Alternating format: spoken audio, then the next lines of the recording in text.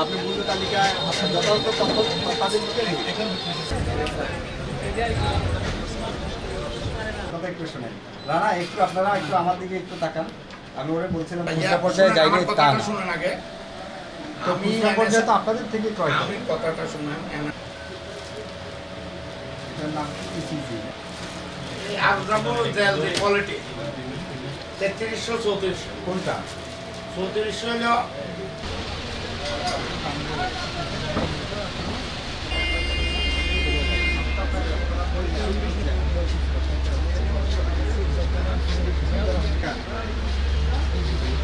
আমাদের তথ্যটা দেখার তো 3540 আরো বাড়াই দিয়েছে। কারণ আপনাদের কাছে এরকম করে এটা আপনি আমার কথা বুঝতে পারেননি।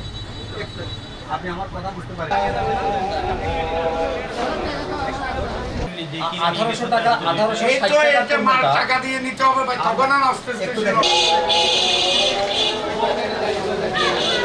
আমরা ওনার বিক্রয় ভাউচারগুলি দেখলাম। তো বিক্রয় ভাউচারগুলি যদি আপনাকে বলি, প্রথমে এটা হচ্ছে 12-23 উনি একটা পণ্য একদিনেই 3 রেটে বিক্রি করেছেন।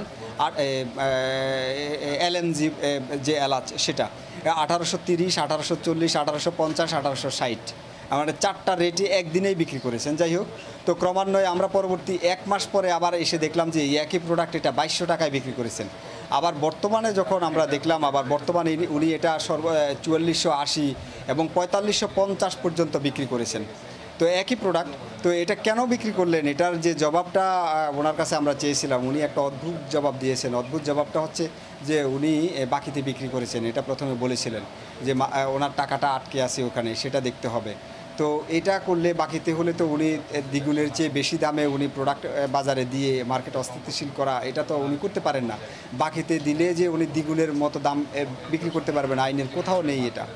তারপরে উনি আরেকটা বিষয় বললেন যে ওনার যে যাদের কাছে উনি পণ্যটা বিক্রি করেছেন 4550 টাকা যাদের কাছে বিক্রি করেছেন, তাদের কাছে আসলে পণ্যটা এখনও তাদের থেকে টাকা পায়নি।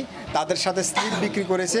তারা যখন বাজারে ওই যে 4550 টাকায় পণ্যটা বিক্রির উপযুক্ত পরিবেশ তৈরি করতে পারবে, তখন তারা পণ্যটা এখান থেকে নিয়ে গিয়ে বিক্রি করবে। তার মানে যিনি ক্রেতা 4550 টাকার, তিনি তার এজেন্টের মতোই মনে হচ্ছে এবং স্লিপ কেনা বেচার একটা বিজনেসের মতো এখানে মনে হচ্ছে।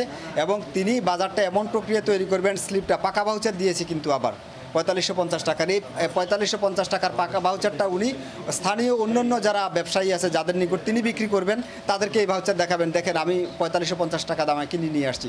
তাহলে বাজারটা সেখানে উনি মোটিভেশন করে উনি তৈরি করে ফেলবেন।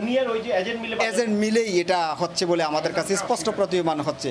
তবে একটা পর্যায়ে তারা স্বীকার করেছে তাদের এটা করা উচিত হয়নি, যে 4550 টাকায় যে বাজারে এই এলাচটা ছাড়ছে স্লিপে, এটা তারা ঠিক করেনি এটা।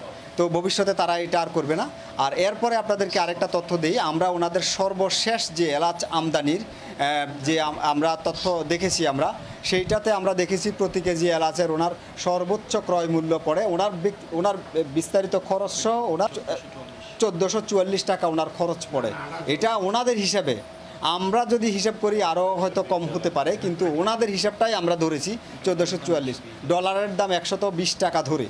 তো আগের কেনাটা আরও একটু কম হবে, ডলারের দাম তখন আরও কম ছিল। কিন্তু এই হিসাবটা যে দিলাম, এটা হচ্ছে ওনাদের হিসাবটাকেই আমরা ধরে নিয়েছি। কিন্তু হ্যাঁ, এখন যদি উনি ওই 1800 টাকা ওই পর্যায়ে বিক্রি করতেন, তাহলে কিন্তু এটা ঠিক ছিল, তখন এটা ঠিক ছিল। কিন্তু এটাকে 1800 টাকা, 2200 টাকা, আপনার এরপরে 2500 টাকা, এরপরে 4480 টাকা, 4550 টাকা, আমার মনে হয় এটা হয়তো ওনারা কোথায় নিয়ে পৌঁছাতেন আমি জানি না। তবে ওনারা কথা দিয়েছেন যে ওনারা ভুল বুঝতে পেরেছেন, যে ওনার এখানে মেয়ের জামাই আছে, ওনার ছোট ছেলেও আছে। ওনারা বলছেন যে আসলে এটা ভুল হয়েছে ওনারা এটা করবেন না।